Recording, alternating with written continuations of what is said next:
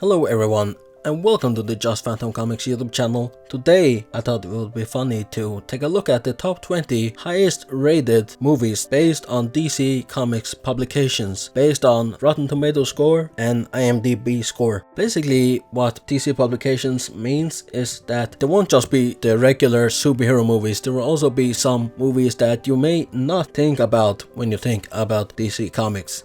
What I have done to get this aggregated score is combine Rotten Tomatoes critic score with its audience score as well as IMDb score, and then I will divide it into 3, giving us a ranking out of 10 or a ranking out of 100. It doesn't really mean anything. I have decided to go with a 0 to 10 scale. And obviously I couldn't include every single movie because there are movies from way back when that don't have an IMDb score, so I couldn't include them. At number 20, surprisingly, we have Man of Steel, which just cracks the top 20. It has a really appalling critic score with a 5.6 on Rotten Tomatoes and an audience score of 7.5, and on IMDb it sits at a 7.1. With those combined ratings, it sits at a very low 6.73 out of 10. At number 19, I suspect this movie has been review bombed because of a certain person. It did rank a lot higher before all of that, but it has a critic score of 6.5, an audience score of 7.3, an IMDb score of 6.8. It is Aquaman, and it has a combined score of 6.86, and that is probably, I suspect, because of Amber Heard. At 18th, we have Watchmen, and Watchmen is directed by Zack Snyder, a very divisive director it seems these days. It has a critic score of 6.5, an audience score of 7.1, and on IMDb it sits at a 7.6, and its combined rating is 7.06.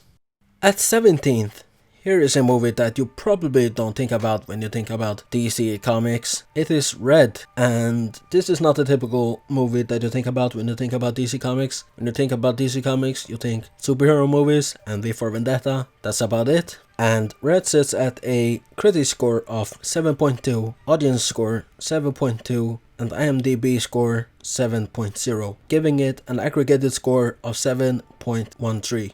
At 16th, which surprises me greatly that is rated higher than Aquaman, it is Birds of Prey, the Fantastic Emancipation of One Harley Quinn, I believe it's called. I don't know if it's called Fantastic, but it's called something. It's usually just called Birds of Prey. And it has a critic score on Rotten Tomatoes of 7.9, an audience score of 7.8, and on IMDb it has 6.8, giving it an aggregated score of 7.23.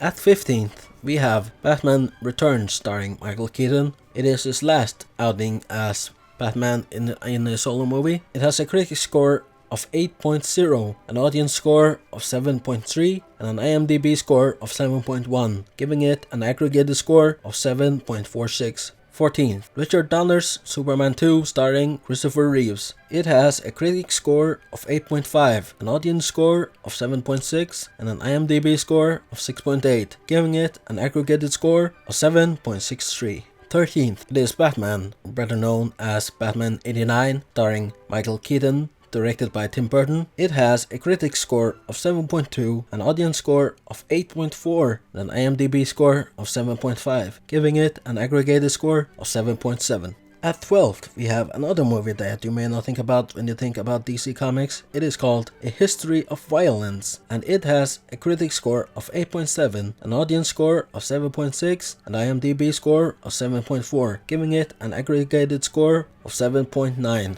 At 11th, we have Stardust. It surprisingly is a DC Publications movie. I'm not sure what it is based on, but it has a critic score of 7.7, an audience score of 8.6, an IMDb score of 7.6, giving it an aggregated score of 7.96, and it is the last movie to have an aggregated score under 8. And I really used to love this movie back in the day. Just about cracking the top 10, it is Joaquin Phoenix, Joker or Todd Phillips, depending on who you want to credit first. It has a critic score of 6.8, very low in my opinion, an audience score of 8.8 and an IMDb score of 8.4, giving it an aggregated score of 8. And the reason I think this movie was so highly rated by audiences is because it was very critiqued by the critics, and I believe that's why it sits at a 6.8 critic score on Rotten Tomatoes.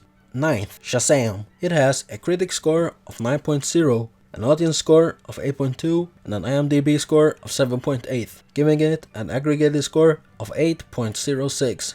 At 8th, we have two movies that are ranked the same. It is Road to Perdition and The Suicide Squad. Starting with Road to Perdition, we have a critic score of 8.1, an audience score of 8.6 and an IMDb score of 7.7.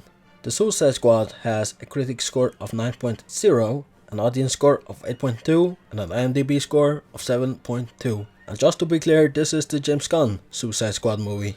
And both these movies sit at an 8.13. At 7th, we have the exact same situation with two different movies being ranked exactly the same. We have V for Vendetta, critic score of 7.3, audience score of 9.0 and an IMDb score of 8.2. Zack Snyder's Justice League, critic score of 7.1, an audience score of 9.4 and an IMDb score of 8.0, giving the movies an aggregated score of 8.16. At 6th, we have Patty Jenkins' Wonder Woman starring Gal Gadot. It has a critic score of 9.3, an audience score of 8.3 and an IMDb score of 7.4, giving it an aggregated score of 8.33. 5th, we have The Batman, starring Robert Pattinson and Zoe Kravitz, directed by the fantastic Matt Reeves, who directed the Apes trilogy, well, the new Apes trilogy, the War Apes trilogy, I guess. It has a critic score of 8.5, an audience score of 8.0 and an IMDb score of 8.0. Giving it an aggregated score of 8.4. I really think this movie should be rated a little bit higher than just 8 or 8.4 if you want to combine all of the ratings. At 4th place, we have the superhero movies to start all superhero movies. It is Richard Donner's original Superman movie called Superman the Movie. It has a critic score of 9.4, an audience score of 8.6, an IMDb score of 7.4, giving it an aggregated score of 8.46. And many people still see this movie to be the definitive version of Superman. To no one's surprise, we have Batman Begins at 3rd place. It has a critic score of 8.4, an audience score of 9.4, and an IMDb score of 8.2, giving it an aggregated score of 8.6. At 2nd place, we have Christopher Nolan's end to a trilogy. It is The Dark Knight Rises, with a critic score of 8.0, an audience score of 9.0, an IMDb score of 8.4, giving it an aggregated score of 8.7. And at first, we have the reigning champion and the only movie to score an aggregated 9.0 or above. It is The Dark Knight. It has a critic score of 9.4, an audience score of 9.4, and an IMDb score of 9.0, giving it an astounding aggregated score of 9.26, smashing every other DC movie in existence. And a remarkable achievement, not only for comic books, but just movies in general. To this day, The Dark Knight is still people's favorite superhero movie, and it may just be my favorite superhero movie of all time. The Batman is up there, but I still don't know if I like The Dark Knight better or The Batman better. I'm gonna have to give The Batman a rewatch, and then I'm gonna have to decide, because in my humble opinion, the greatest movies of all time are movies that you have actually rewatched and you want to rewatch. And The Dark Knight I have rewatched so many times. But that has been it for me. There was the top 20 highest rated DC publication movies as of May 15th. Things are subject to change, so don't take this list as a definitive list.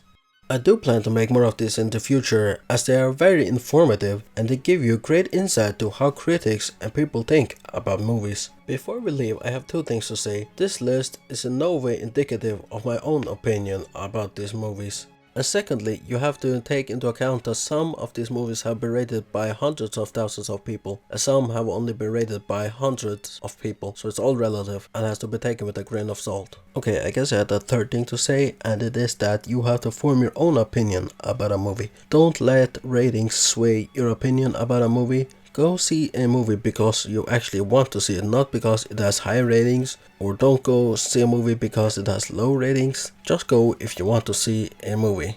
Don't let other people or critics sway your opinion. With that long outro out of the way, we are finally at the end of the video. If you enjoyed the video, please consider leaving a like, subscribe to get more lists like these, and I'll see you later.